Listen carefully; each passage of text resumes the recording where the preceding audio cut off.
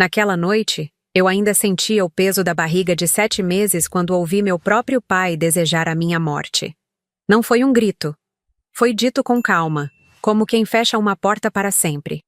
A frase ainda ecoa em minha mente 15 anos depois, mas naquele momento, grávida e vulnerável, ela caiu sobre mim como uma sentença final. Eu estava na sala da casa onde cresci, tentando explicar pela milésima vez que não planejei aquela gravidez, que estava assustada, que precisava de apoio. Meu pai me olhava com os olhos gelados que eu conhecia bem, aqueles que apareciam sempre que eu o decepcionava. Meu nome é Márcia. Hoje tenho 39 anos e trabalho como enfermeira em um hospital público. Sou respeitada pelos colegas, reconhecida pela dedicação e competência. Mas durante muito tempo, fui apenas a filha que decepcionou. A que nunca conseguiu estar à altura das expectativas de um homem rígido, orgulhoso, que transformou o amor em uma moeda de troca por obediência. Cresci naquela casa de paredes amarelas tentando agradar um pai que media afeto por conquistas. Notas altas na escola nunca eram suficientes se não fossem as melhores da turma. Ajudar nas tarefas domésticas era obrigação, não gesto de carinho. Escolher uma profissão que ele não aprovava era traição pessoal. Engravidar solteira aos 24 anos foi o crime imperdoável. Quando descobri a gravidez, meu primeiro pensamento não foi sobre como criaria uma criança sozinha. Foi sobre como contaria para meu pai. Eu sabia que a reação seria terrível, mas ainda acreditava ingenuamente que o sangue falaria mais alto, que o amor de pai fosse maior que o julgamento, que a chegada de um neto pudesse despertar nele uma ternura que eu nunca conseguira alcançar.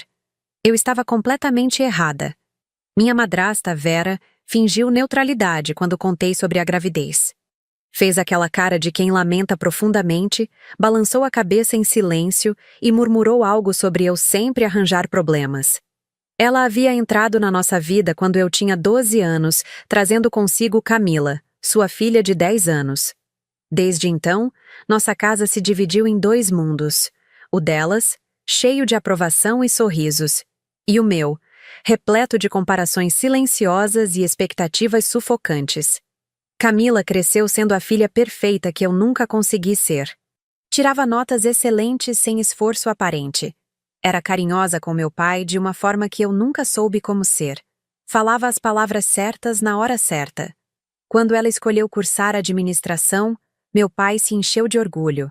Quando eu disse que queria fazer enfermagem, ele perguntou por que eu insistia em desperdiçar minha inteligência. A gestação foi solitária desde o início. Meu pai mal falava comigo, e quando o fazia, era para deixar claro seu descontentamento. Vera evitava ficar sozinha comigo, como se a gravidez fosse contagiosa. Camila me olhava com uma mistura de pena e superioridade que doía mais que qualquer palavra. Durante os primeiros meses, eu ainda tentava conquistar um lugar naquela dinâmica familiar. Ajudava mais nas tarefas da casa, mesmo com o enjoo matinal. Cozinhava os pratos favoritos do meu pai nos finais de semana. Perguntava sobre o trabalho dele. Tentava puxar conversas sobre assuntos que o interessavam. Tudo em vão. A barriga cresceu, e com ela, o peso do silêncio. As refeições em família se tornaram eventos tensos, onde eu mastigava em silêncio enquanto os 3 conversavam como se eu não estivesse ali. Vera comentava sobre os planos de Camila para depois da faculdade. Meu pai falava sobre o trabalho, sobre os colegas, sobre política. Eu era um fantasma grávido ocupando espaço na mesa. Quando completei 6 meses de gestação, Vera começou a fazer comentários sobre a situação. Nada direto, sempre frases soltas que pareciam inocentes, mas carregavam veneno. Falava sobre como era difícil manter a reputação da família quando aconteciam certas coisas. Sobre como os vizinhos perguntavam sobre minha gravidez com aquele olhar de curiosidade maliciosa. Sobre como Camila estava constrangida quando as amigas da faculdade perguntavam sobre a meia-irmã grávida. Meu pai nunca a contradisse. Apenas ouvia em silêncio, absorvendo cada palavra como confirmação de seus próprios pensamentos. A tensão chegou ao limite em uma noite de setembro. Eu estava no 7º mês, me sentindo pesada e cansada depois de um dia inteiro tentando organizar as coisas para a chegada do bebê. Havia comprado algumas roupinhas básicas com o dinheiro que consegui juntar trabalhando meio período em uma farmácia, e estava arrumando tudo no meu quarto quando ouvi vozes alteradas vindo da sala. Desci as escadas devagar, tentando entender sobre o que falavam.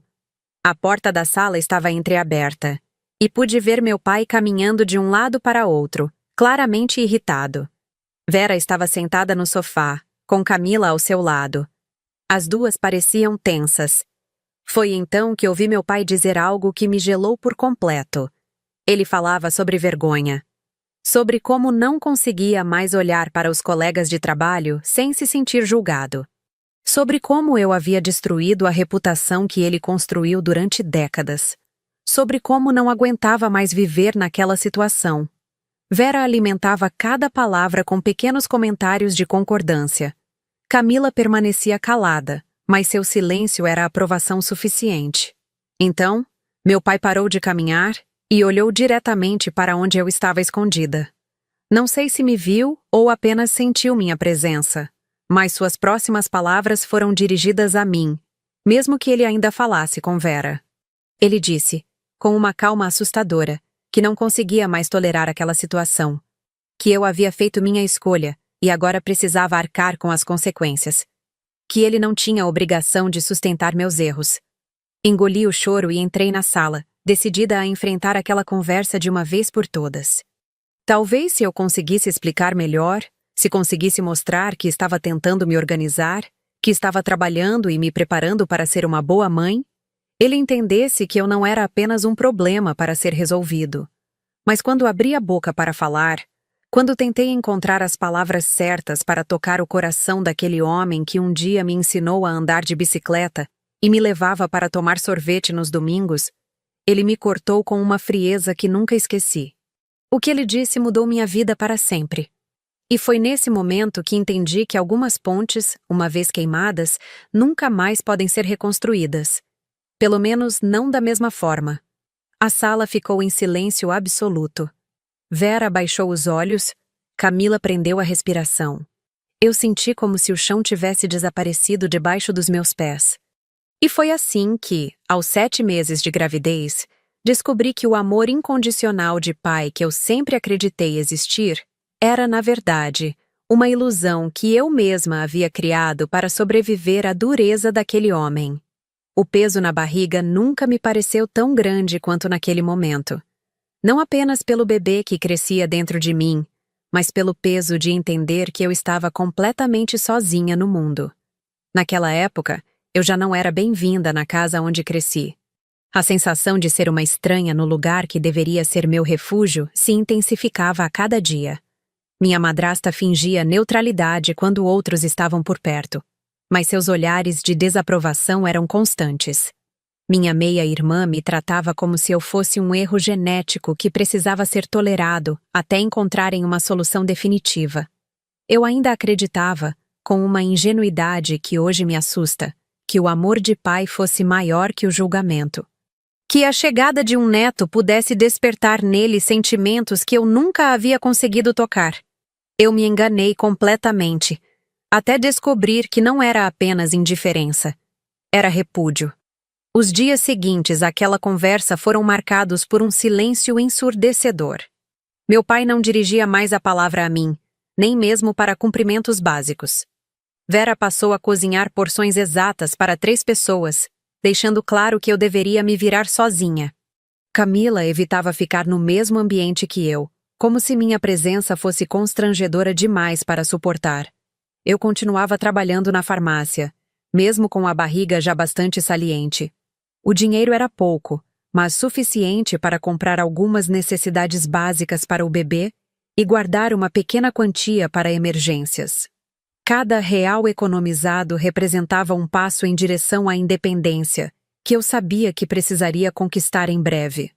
Durante as manhãs, quando todos saíam para suas respectivas atividades, eu aproveitava para organizar as poucas coisas que havia comprado para o bebê. Uma cômoda pequena que consegui em uma promoção, algumas roupinhas básicas, fraldas, mamadeiras. tudo arrumado com o carinho de uma mãe que queria dar o melhor para seu filho, mesmo com recursos limitados. Foi em uma dessas manhãs que encontrei Vera revistrando meu quarto. Ela estava examinando as roupinhas do bebê com uma expressão que misturava curiosidade e desprezo. Quando me viu na porta, não demonstrou constrangimento algum. Ela ergueu uma das camisinhas amarelas que eu havia comprado e balançou a cabeça. Você realmente acha que vai conseguir criar essa criança sozinha?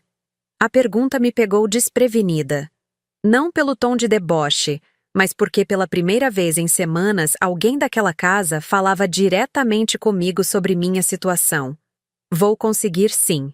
Estou me organizando, trabalhando, me preparando. Vera soltou uma risadinha amarga.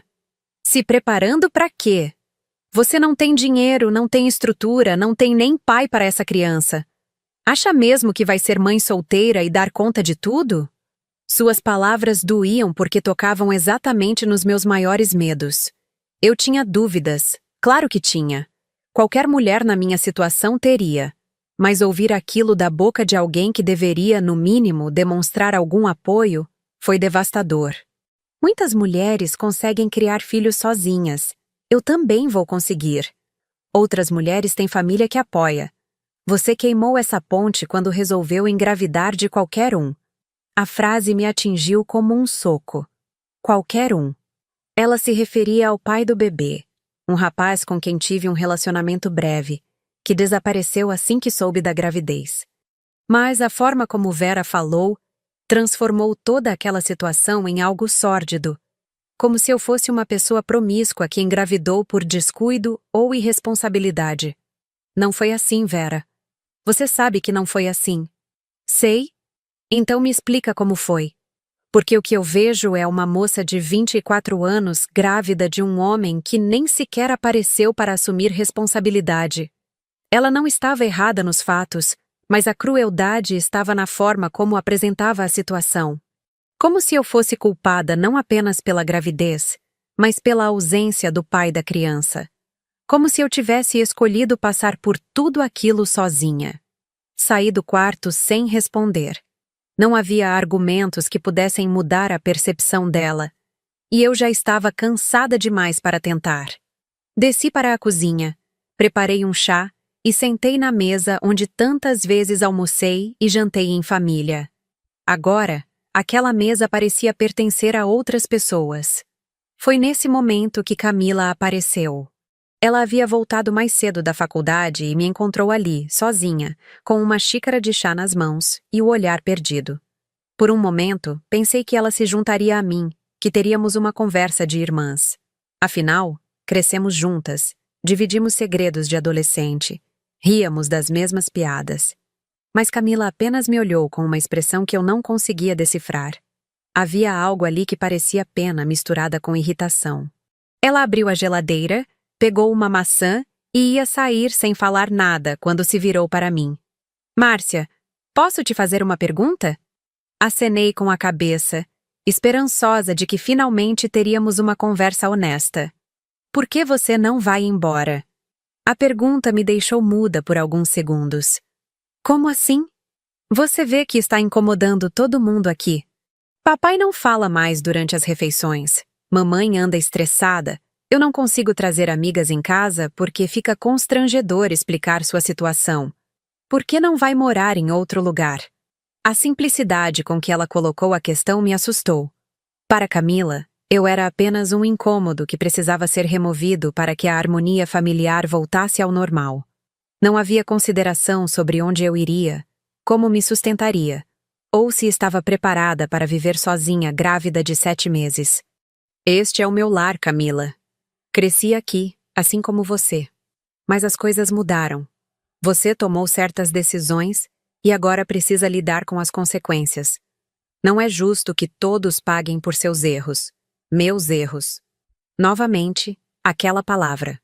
Como se engravidar fosse um crime que eu havia cometido contra a família inteira, e não uma situação difícil pela qual eu estava passando e precisava de apoio. Camila, sou sua irmã. Pensei que você entenderia. Meia-irmã. E entendo sim.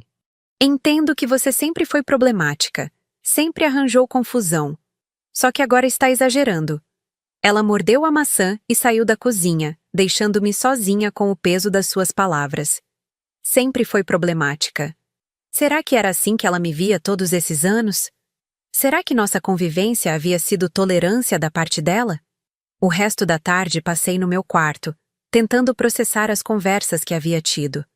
O bebê se mexia muito, como se sentisse minha agitação. Eu conversava com ele mentalmente, prometendo que seria diferente entre nós. Que eu o amaria incondicionalmente, sem julgamentos, sem expectativas impossíveis de serem atendidas. Quando chegou a noite, ouvi meu pai conversando com Vera no quarto deles. As paredes da casa não eram espessas, e era possível escutar quando as vozes se elevavam um pouco. Não conseguia entender todas as palavras, mas o tom era claramente de irritação. Escutei meu nome algumas vezes. Escutei Vera falando sobre situação insustentável e tomada de decisão. Meu pai respondia com frases curtas, monossilábicos que não conseguia decifrar. A conversa durou quase 1 hora. Quando o silêncio finalmente chegou, eu já sabia que alguma coisa importante havia sido decidida.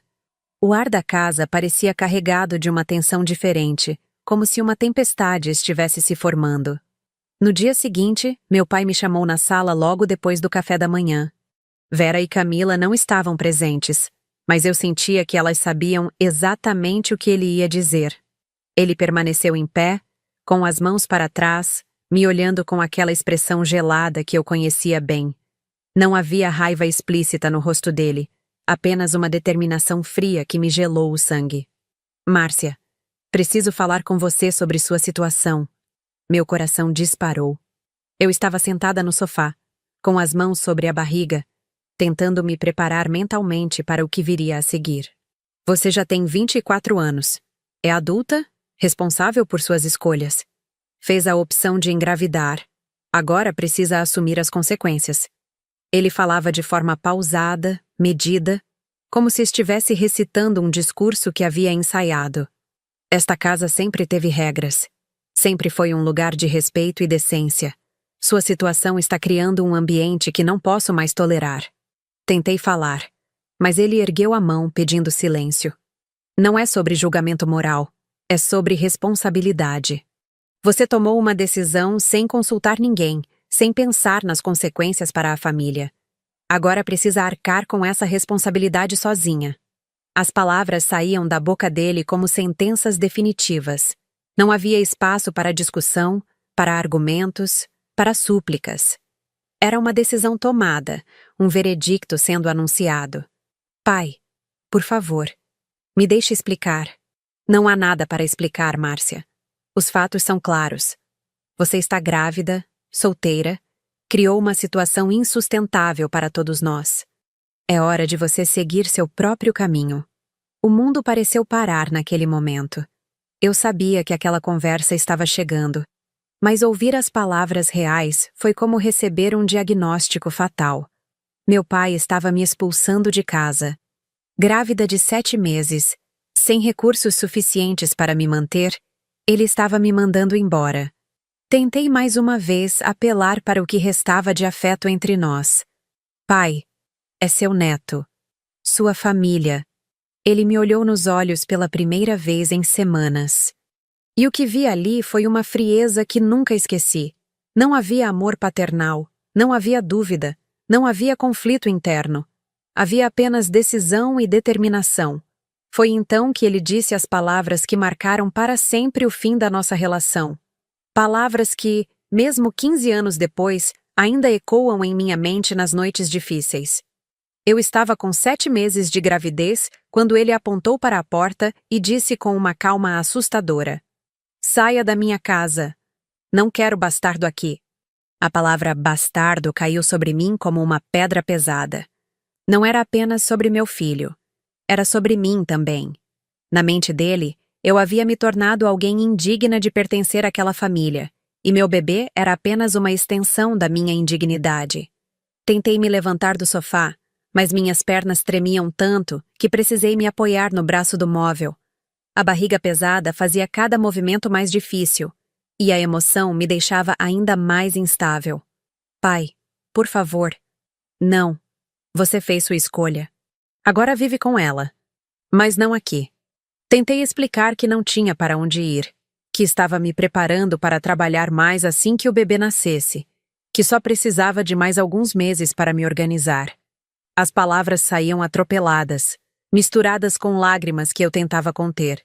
Chorei, implorei, me rebaixei de uma forma que jamais pensei que seria capaz. Agarrei na manga da camisa dele, pedindo mais uma chance, prometendo que seria diferente, que não causaria mais problemas. Ele não levantou a voz nenhuma vez. Apenas me olhava com aquela expressão de quem havia tomado uma decisão final e irrevogável. Quando finalmente falou novamente, foi para cravar em mim a frase que me perseguiria pelos próximos 15 anos. Espero que morram os dois na rua. O mundo parou naquele momento. Não foram apenas palavras ditas no calor da emoção. Foram ditas com calma, com convicção, como quem fecha uma porta para sempre. Meu pai, o homem que me ensinou a escrever meu nome, que me buscava na escola quando eu estava doente, que um dia me chamava de sua princesinha, estava desejando minha morte e a morte do neto que eu carregava. Não havia mais nada a ser dito. Não havia argumentos que pudessem reverter aquela situação. Subi para o meu quarto com as pernas bambas, sentindo o bebê se mexer inquieto dentro de mim, como se ele também sentisse que nossas vidas haviam mudado para sempre. Peguei uma sacola de viagem e comecei a colocar dentro dela as roupas mais essenciais. Não tinha muito o que levar mesmo.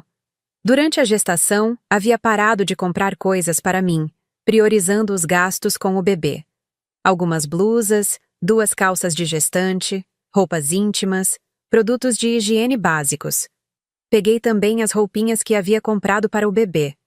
Cada peça me fazia lembrar dos sonhos que eu tinha sobre sua chegada, dos planos que fazia enquanto dobrava e guardava cada item com carinho. Agora, tudo aquilo cabia numa sacola simples, minha vida inteira reduzida a alguns objetos pessoais.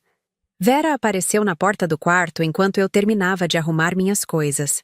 Ela me observou em silêncio por alguns segundos antes de falar. Tem certeza de que está fazendo a coisa certa? Por um momento, pensei que ela estava questionando a decisão de meu pai, que talvez fosse interceder por mim. Mas quando olhei para ela, vi que não havia compaixão em seus olhos. Havia apenas curiosidade mórbida sobre como eu reagiria àquela situação. A coisa certa seria o quê, Vera? Ficar aqui sendo tratada como um estorvo? A coisa certa seria ter pensado melhor antes de engravidar de um homem que nem sequer está aqui para assumir responsabilidade. Sempre voltando ao mesmo ponto. Para ela, eu era culpada não apenas por estar grávida, mas por estar sozinha. Como se eu tivesse escolhido ser abandonada pelo pai da criança. Não escolhi estar sozinha. As coisas aconteceram assim. Coisas não acontecem, Márcia. Pessoas fazem escolhas. Você escolheu se relacionar com um homem que não prestava. Escolheu não se cuidar adequadamente. Agora escolhe ser vítima da própria irresponsabilidade. Fechei a sacola com mais força do que era necessário. Não ia perder tempo discutindo com ela. Minha energia precisava ser direcionada para descobrir onde eu e meu filho passaríamos a noite. Onde você vai ficar? Vera perguntou, mas o tom não era de preocupação genuína. Era curiosidade misturada com um tom de superioridade de quem quer ter certeza de que tomou a decisão certa. Vou me virar. Se virar como? Você não tem dinheiro suficiente nem para alugar um lugar decente. Ela não estava errada. O dinheiro que eu havia conseguido juntar trabalhando na farmácia mal daria para alguns dias em algum hotel barato. Mas eu não ia dar a ela a satisfação de ouvir minha vulnerabilidade. Vou dar um jeito. Vera balançou a cabeça com aquela expressão de quem havia antecipado exatamente aquela situação. Você sempre foi teimosa demais para o seu próprio bem, Márcia. Sempre achou que podia resolver tudo sozinha, que não precisava ouvir conselhos de ninguém. Agora está aí o resultado. Carreguei a sacola e passei por ela sem responder. Desci as escadas pela última vez como moradora daquela casa. Na sala, meu pai estava sentado em sua poltrona favorita. lendo o jornal como se nada estivesse acontecendo. Como se não estivesse expulsando a filha grávida de casa. Camila estava na cozinha, fingindo estar ocupada organizando coisas no armário. Quando passei por ela, nossos olhares se cruzaram por um segundo. Vi algo que poderia ter sido constrangimento em seus olhos, mas ela desviou o rosto rapidamente. Tchau, Camila. Ela murmurou um tchau, quase inaudível, sem me olhar nos olhos. Parei na frente da poltrona do meu pai. Ele continuou lendo o jornal, fingindo não perceber minha presença. Pai. Ele dobrou uma página do jornal, mas não levantou os olhos. Espero que um dia você entenda o que fez hoje. Ele finalmente me olhou. Não havia arrependimento, não havia dúvida, não havia humanidade naquele olhar. Havia apenas uma frieza que me fez entender que, para ele, eu já havia deixado de existir. Eu entendo perfeitamente o que estou fazendo. E você também entenderá quando crescer. Saí da casa com o corpo tremendo. Não era apenas o frio da noite de setembro. Era o choque de uma realidade que eu não estava preparada para enfrentar. Aos 24 anos, grávida de 7 meses, eu estava oficialmente sozinha no mundo. Caminhei pelas ruas do bairro onde cresci, carregando a sacola e tentando pensar no que fazer. Não tinha amigos próximos o suficiente para pedir abrigo. Meus colegas da farmácia eram apenas conhecidos do trabalho. Os poucos parentes que tínhamos moravam em outras cidades e não mantinham contato próximo conosco. Passei a primeira noite em um hotel barato perto do centro da cidade. O quarto era pequeno, com cheiro de umidade e barulho de trânsito entrando pela janela. Deitei na cama dura, com a mão na barriga, conversando mentalmente com meu bebê. Está tudo bem. Vamos ficar bem. Sua mamãe vai dar um jeito. Mas eu não sabia como. Com o dinheiro que tinha, poderia pagar mais algumas noites naquele hotel. Mas depois disso, não tinha ideia do que fazer. Trabalhar na farmácia grávida de 8, 9 meses seria cada vez mais difícil. E quando o bebê nascesse, como eu faria para trabalhar e cuidar dele ao mesmo tempo? Passei a madrugada acordada, fazendo cálculos impossíveis na minha cabeça, tentando encontrar soluções para problemas que pareciam não ter resposta. No segundo dia, procurei informações sobre abrigos para gestantes. Foi uma das experiências mais humilhantes da minha vida. Ter que explicar para assistentes sociais que eu estava sendo expulsa de casa pelo próprio pai, que não tinha para onde ir, que precisava de ajuda para não ficar na rua. O processo foi burocrático e demorado. Perguntaram sobre minha renda, sobre o pai da criança, sobre minha família. Tive que explicar múltiplas vezes que não havia possibilidade de reconciliação, que realmente não tinha ninguém que pudesse me acolher. Finalmente, conseguiram uma vaga em um abrigo especializado em mulheres em situação de vulnerabilidade. Não era um lugar ruim, mas estava longe de ser um lar.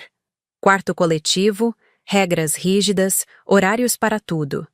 Outras mulheres nas mais diversas situações difíceis, cada uma carregando suas próprias dores e traumas.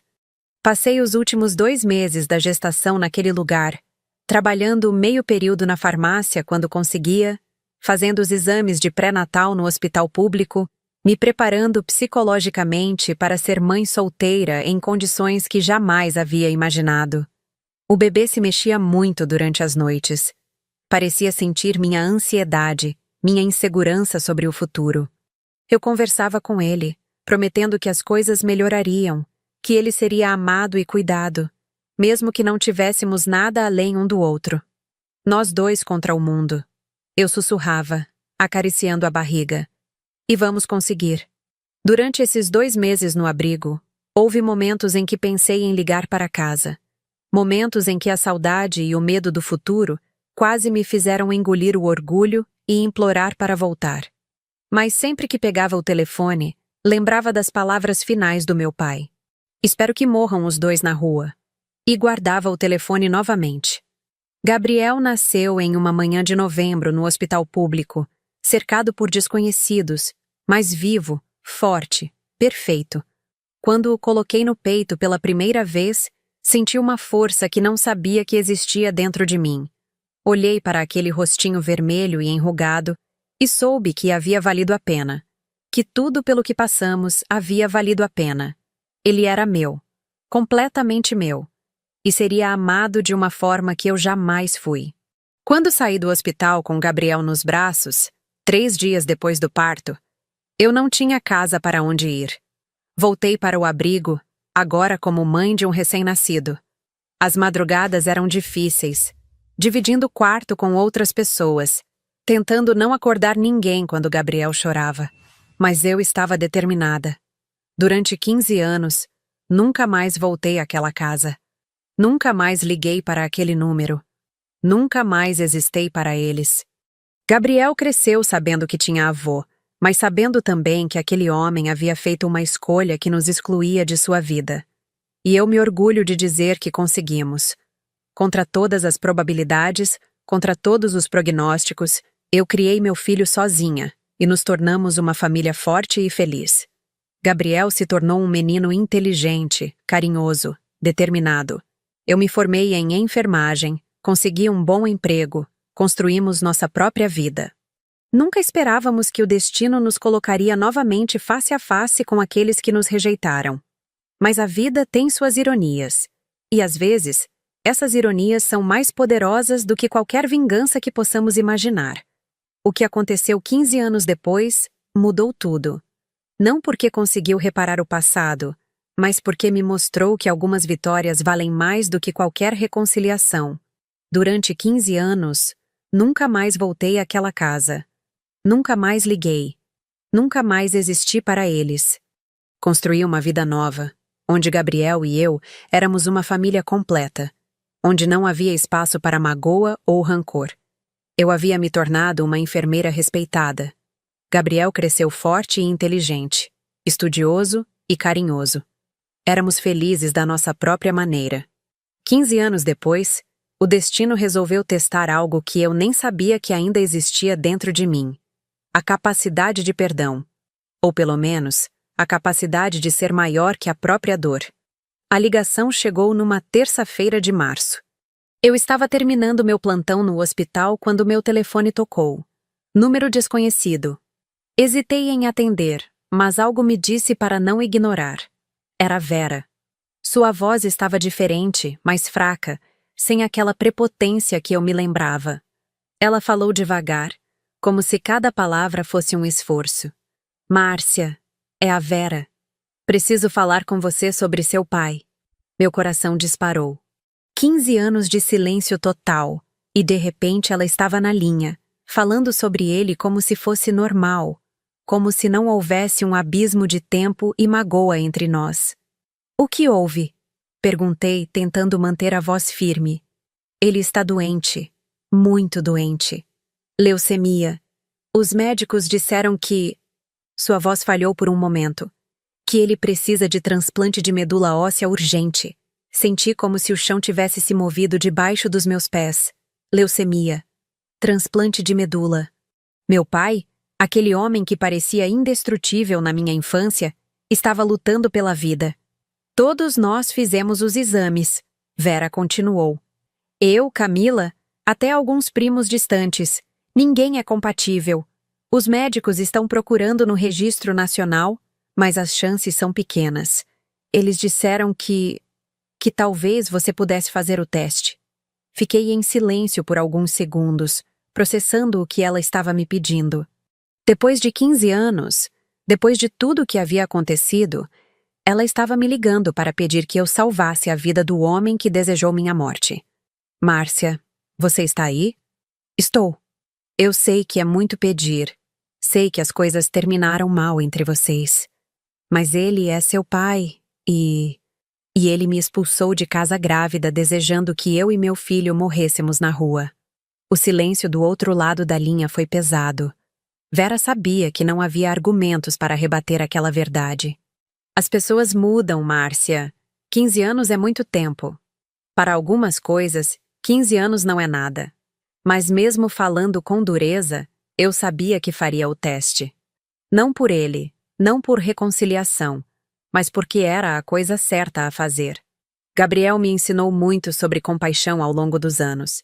Ele cresceu sem rancor, sem amargura, sempre me perguntando sobre o avô com curiosidade genuína, nunca com raiva.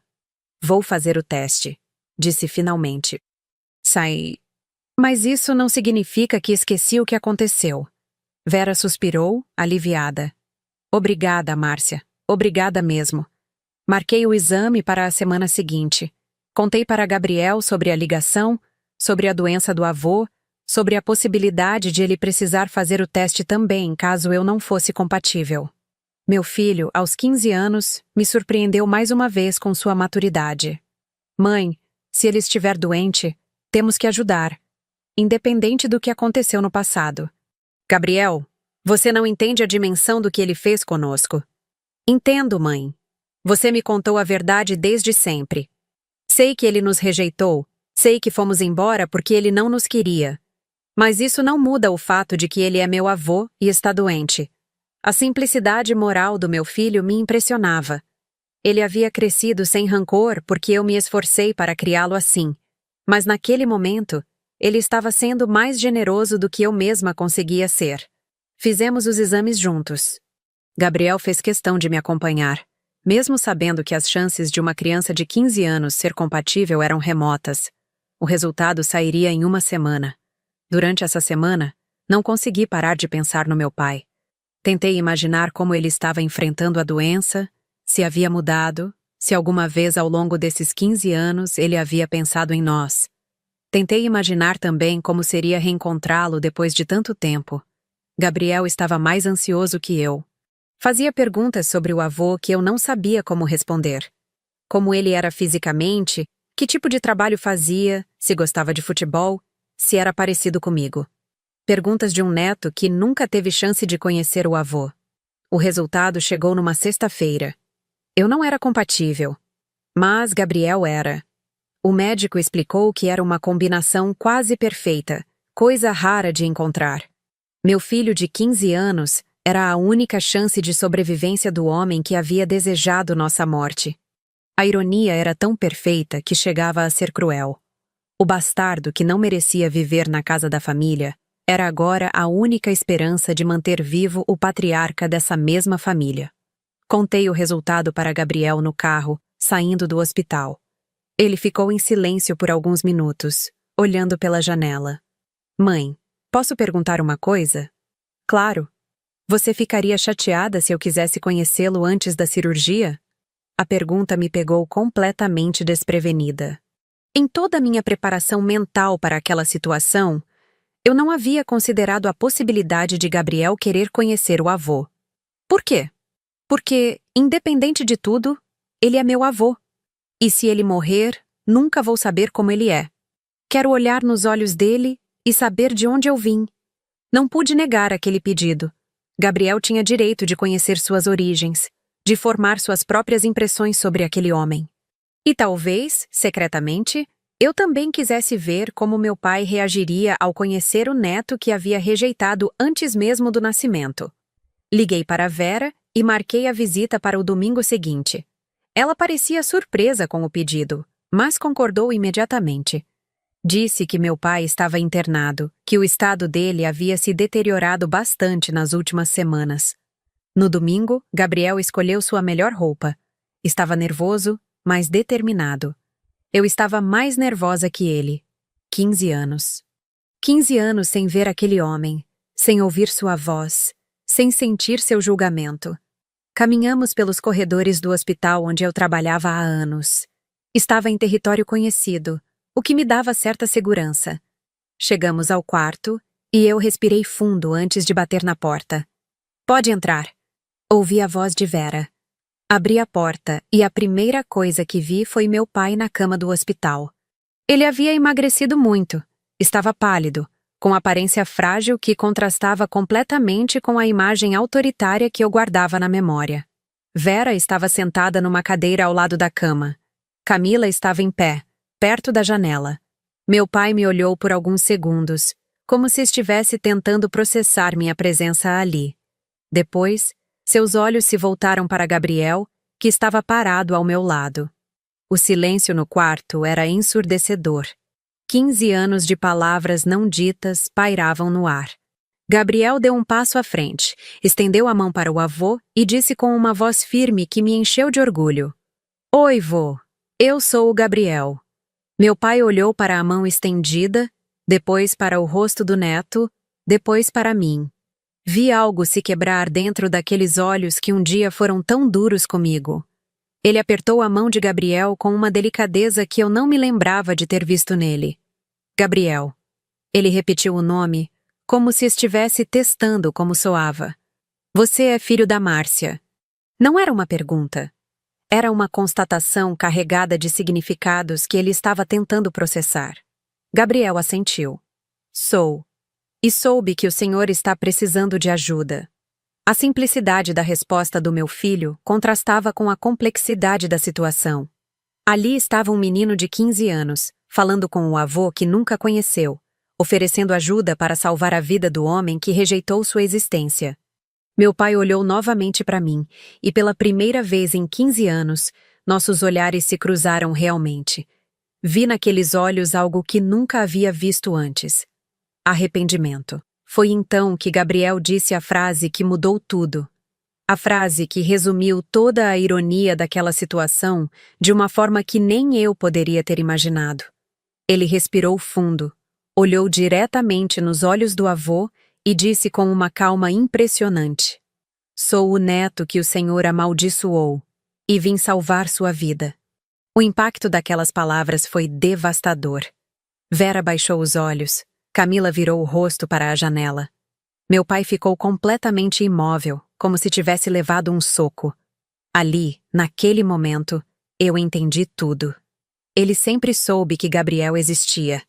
Havia acompanhado de longe, talvez através de conhecidos comuns, talvez através de investigação própria. Nunca teve coragem de admitir o erro, de reconhecer que havia rejeitado um neto que se tornara um menino extraordinário. A expressão no rosto dele não era de surpresa por conhecer Gabriel. Era de vergonha por ter que enfrentar a consequência das próprias escolhas de uma forma tão direta e inescapável. A ironia da situação era perfeita e devastadora. O bastardo, que não merecia viver na casa da família, era agora a única esperança de salvar o patriarca. A criança que ele desejou que morresse na rua era agora sua única chance de continuar vivendo. A ironia era cruel e perfeita. A filha que ele sempre chamou de única, aquela que havia criado como se fosse sua própria sangue, não podia salvá-lo. E o bastardo, aquele que ele desejou que morresse na rua, era a única chance de sobrevivência. Mas havia ainda outra ironia que nenhum de nós imaginava. Uma verdade que estava prestes a vir à tona e que mudaria completamente nossa compreensão de toda aquela história familiar. Durante os dias que se seguiram ao primeiro encontro, Gabriel visitou o avô várias vezes. Sempre acompanhado por mim, sempre mantendo aquela educação respeitosa que me enchia de orgulho. Meu pai parecia fascinado com o neto, fazendo perguntas sobre escola, sobre seus sonhos, sobre sua vida. Camila observava essas interações com uma expressão que eu não conseguia decifrar. Havia algo ali que parecia mais do que simples constrangimento pela situação. Parecia quase medo. Foi numa dessas tardes, enquanto Gabriel conversava com o avô sobre futebol, que Vera me chamou no corredor do hospital. Ela parecia agitada, nervosa de uma forma que não combinava com sua personalidade controlada. Márcia, preciso te contar uma coisa. Algo que você deveria saber antes da cirurgia. Meu coração disparou. O que mais poderia haver naquela história toda? Sobre o que, Vera? Ela olhou para os lados, certificando-se de que estávamos sozinhas. Sobre Camila. Sobre a família. O que tem Camila? Vera respirou fundo como se estivesse se preparando para mergulhar em águas profundas. Camila não é filha do seu pai, Márcia. As palavras não fizeram sentido imediato na minha cabeça. Camila sempre foi tratada como filha legítima, sempre teve o sobrenome da família, sempre foi a filha perfeita que meu pai tanto se orgulhava. Como assim? Quando conheci seu pai, eu já estava grávida. Camila é filha do meu relacionamento anterior. Seu pai sabia, mas decidiu criá-la como se fosse dele. Por isso ela é tão perfeita para ele, porque ele escolheu amá-la. Não teve obrigação biológica. A revelação me deixou completamente atordoada. Durante todos esses anos, eu havia crescido me comparando com Camila, tentando entender por que meu pai gostava mais dela do que de mim. E agora descobria que ela nem sequer era filha dele. Por que está me contando isso agora? Por que vocês dois fizeram exames de compatibilidade para a doação? Camila nunca poderia ser compatível porque não tem parentesco sanguíneo com seu pai. Mas os médicos não sabem disso. Eles acham que ela é filha biológica e que simplesmente não deu match genético. E seu pai está começando a suspeitar. Ele perguntou por que Gabriel teve compatibilidade perfeita sendo neto. Mas Camila não teve nem compatibilidade básica sendo filha. Está começando a fazer perguntas que não quero responder. Eu estava tentando processar todas as implicações daquela revelação quando Vera continuou. Há mais uma coisa, Márcia. Camila sabe que não é filha biológica dele. Sempre soube. E sempre teve medo de que ele descobrisse e a rejeitasse, como fez com você. Agora tudo começava a fazer sentido. A hostilidade de Camila em relação a mim não era apenas rivalidade entre irmãs. Era medo de ser substituída pela filha biológica. Era a insegurança de uma menina que cresceu sabendo que sua posição na família dependia de um segredo. Por isso ela sempre foi tão dura comigo? Camila via você como uma ameaça. A filha verdadeira que poderia tomar o lugar dela no coração do pai. Quando você engravidou e a situação ficou tensa, ela viu uma oportunidade de te eliminar como concorrência de uma vez por todas. Ela influenciou a decisão dele de me expulsar? Vera baixou os olhos constrangida. Não diretamente, mas ela alimentou todos os comentários negativos sobre sua situação. Falava constantemente sobre a vergonha da família, sobre como seria difícil explicar para as pessoas. Seu pai já estava bravo, mas ela acrescentou lenha à fogueira. A revelação era como receber um soco no estômago. Durante anos, eu havia carregado a culpa de ter decepcionado meu pai. Agora descobria que havia sido vítima de uma manipulação da meia-irmã que temia perder sua posição de filha favorita. E agora? Ele vai descobrir sobre Camila? É inevitável. Os médicos vão fazer mais exames antes da cirurgia. Em algum momento vai ficar claro que ela não tem parentesco genético com ele. Voltei para o quarto com a cabeça fervilhando. Gabriel ainda conversava animadamente com o avô, contando sobre seus planos para a faculdade.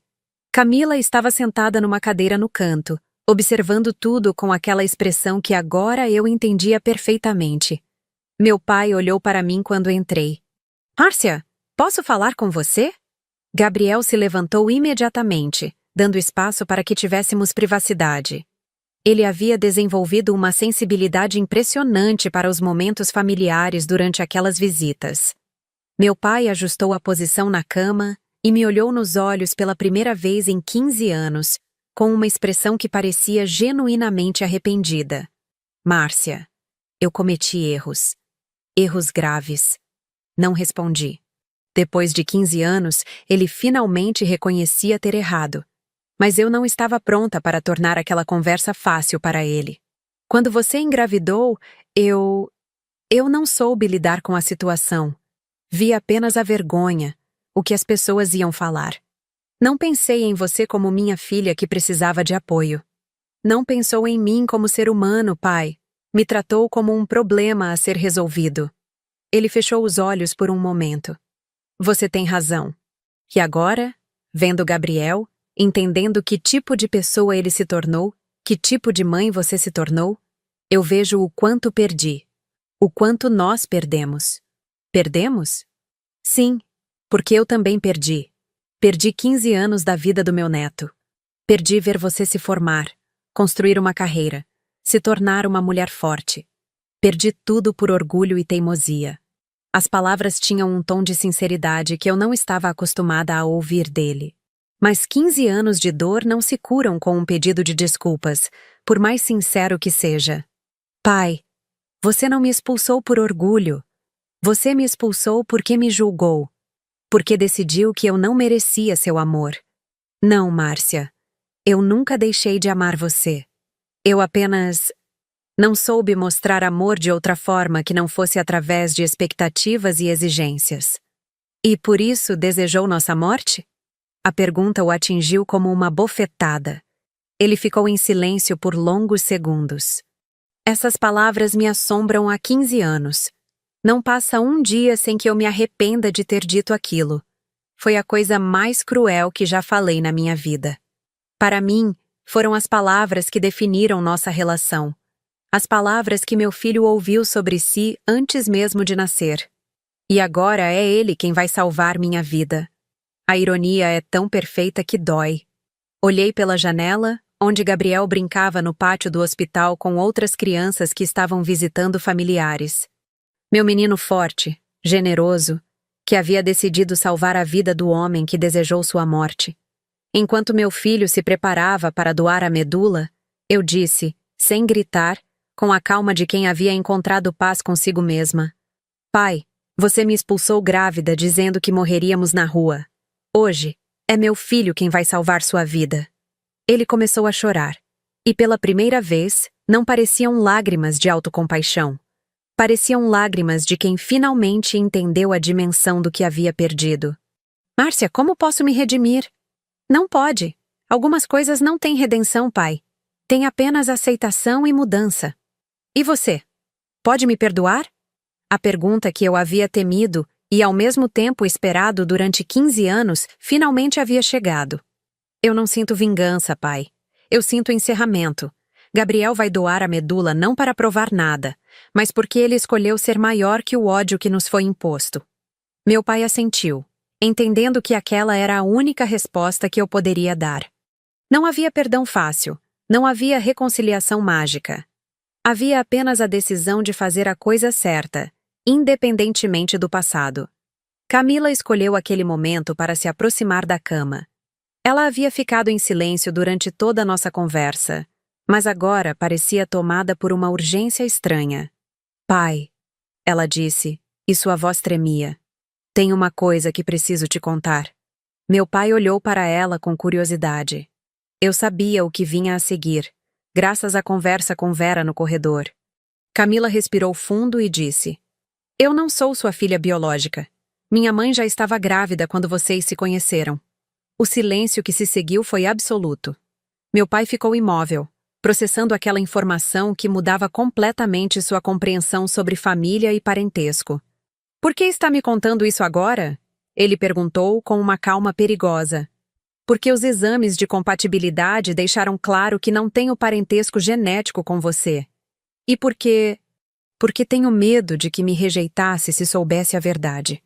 Meu pai olhou para ela, depois para mim, depois novamente para ela.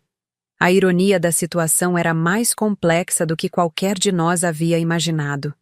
Ele havia rejeitado a filha biológica para proteger a adotiva, sem saber que ela não era biologicamente sua. Camila, ele disse finalmente, você é minha filha desde o dia em que decidi criá-la. Isso não muda nada. Mas muda sim, pai. Muda porque agora você sabe que rejeitou sua verdadeira filha para proteger alguém que nem sequer é da família. Não, ele falou com uma firmeza que me surpreendeu. Eu rejeitei Márcia porque fui um idiota, porque julguei em vez de amar. Isso não tem nada a ver com você ser ou não minha filha biológica.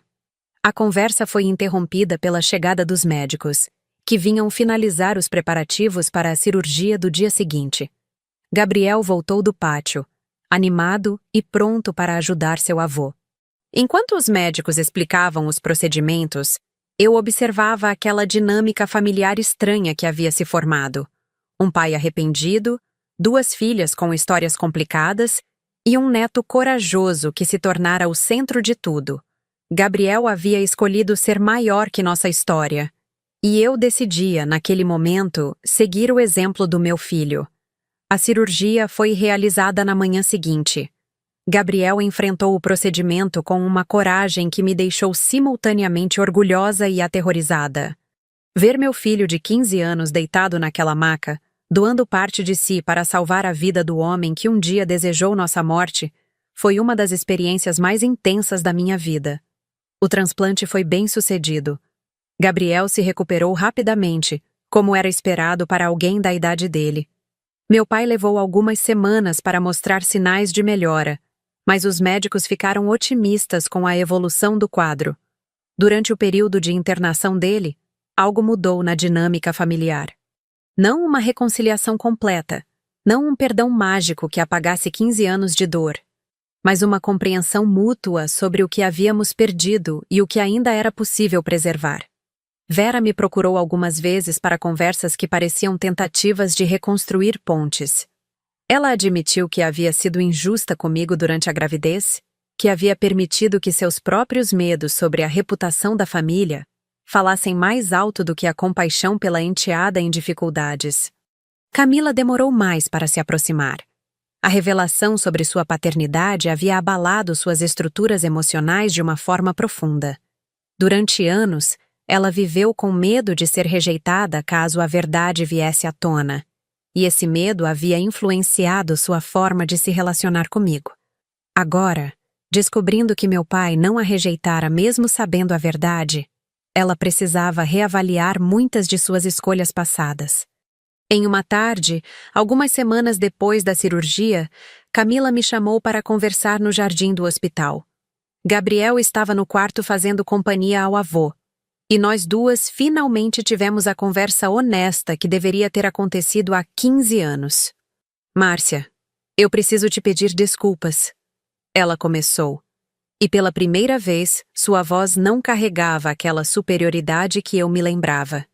Não apenas por não ter te defendido quando você precisava, mas por ter ativamente trabalhado contra você. Como assim? Eu sabia que mamãe e papai estavam insatisfeitos com sua gravidez. E em vez de tentar amenizar a situação, eu ficava fazendo comentários que pioravam tudo. Falava sobre como seria constrangedor explicar para as pessoas, sobre como você sempre causava problemas. A confissão me doeu mais do que esperava. Saber que minha meia-irmã havia ativamente trabalhado para minha expulsão era pior do que simplesmente imaginar que ela tinha ficado neutra. Por que fez isso? Camila olhou para as próprias mãos. Porque eu tinha medo. Sempre soube que não era filha biológica do papai, e sempre temi que algum dia ele descobrisse e me mandasse embora também. Quando você engravidou e a situação ficou tensa, eu vi uma oportunidade de eliminar a concorrência. Concorrência? Você sempre foi a filha de verdade. Eu sempre fui a agregada. Mesmo que papai nunca tenha me tratado diferente, eu sabia que se ele tivesse que escolher entre nós, escolheria você. Então, quando surgiu a chance de fazer você sair de cena, eu aproveitei. A honestidade brutal de Camila era quase chocante. Ela estava admitindo que havia deliberadamente sabotado nossa relação por insegurança sobre sua própria posição na família. E agora? Como se sente sabendo que ele não te rejeitou mesmo descobrindo a verdade? Me sinto uma idiota, ela respondeu. E pela primeira vez ri de forma genuína. Passei 15 anos com medo de algo que nunca foi uma ameaça real. E no processo, destruí minha relação com minha irmã. Meia-irmã, corrigi, usando o mesmo termo que ela havia usado tantas vezes para me diminuir. Não, irmã. Porque se papai pode escolher me amar mesmo sem ser minha filha biológica, eu posso escolher te amar mesmo sem sermos irmãs de sangue total. A simplicidade daquela declaração me tocou de uma forma inesperada. Camila estava oferecendo algo que eu não sabia que queria. Uma relação fraternal genuína, construída em escolha e não apenas em obrigação familiar. Conversamos por mais de 1 hora naquela tarde. Ela me contou sobre os últimos 15 anos de sua vida, sobre como havia se formado em administração, como havia trabalhado na empresa de um amigo do nosso pai, sobre os relacionamentos que teve. Eu contei sobre minha formação em enfermagem, sobre os desafios de criar Gabriel sozinha, sobre as alegrias e dificuldades de ser mãe solteira. Por fim, ela perguntou: Márcia, é possível recomeçar? Sermos irmãs de verdade agora? Não sei se é possível apagar 15 anos de magoas. Mas talvez seja possível construir algo novo a partir de agora. Quando Gabriel recebeu alta alguns dias depois, meu pai estava bem o suficiente para uma conversa mais longa. Ele havia perdido muito peso, ainda estava fraco, mas os médicos garantiam que o transplante havia sido um sucesso e que suas chances de recuperação completa eram excelentes. Na última visita antes de irmos para casa, meu pai chamou Gabriel para perto da cama. Gabriel, eu quero te agradecer. Não apenas por ter salvado minha vida, mas por ter me mostrado que tipo de homem um garoto de 15 anos pode ser. Gabriel sorriu daquele jeito tímido que sempre me derretia. Não fiz nada demais, vô. Fiz o que minha mãe me ensinou. Sempre ajudar quando podemos. Sua mãe te ensinou bem. Ela é uma mulher extraordinária. Meu pai olhou para mim enquanto falava com Gabriel.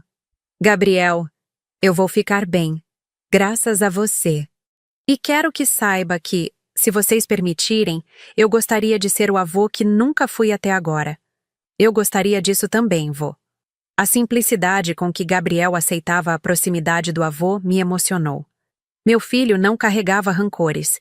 Ele estava genuinamente feliz por ter um avô em sua vida, independentemente de toda a história complicada que nos trouxe até ali.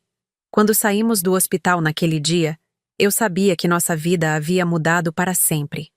Não porque tínhamos resolvido magicamente todos os problemas do passado, mas porque tínhamos escolhido construir algo novo sobre os escombros do que foi destruído. Eles hoje fingem que nos respeitam.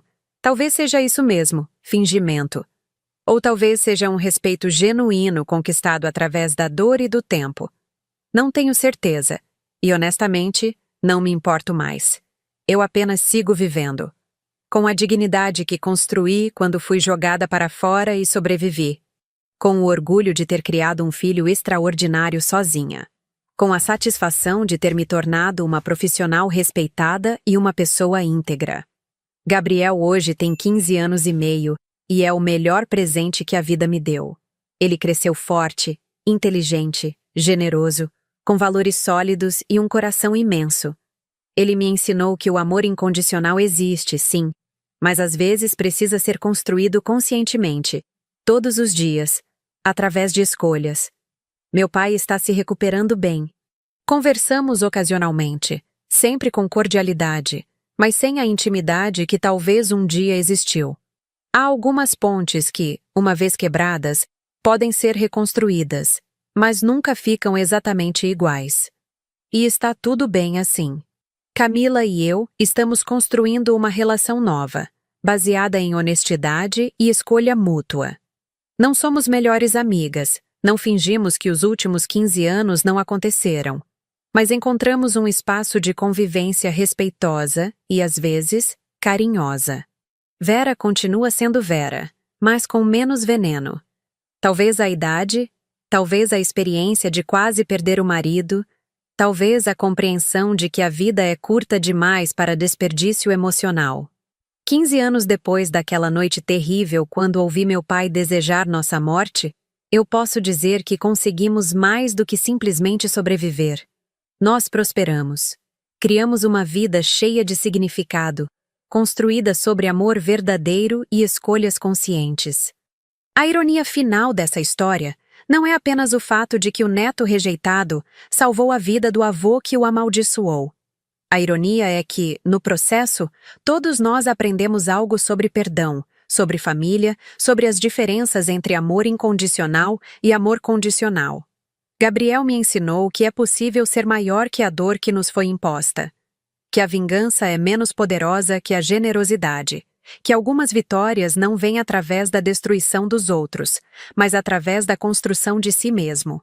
E eu aprendi que a dignidade não é algo que os outros podem tirar de você.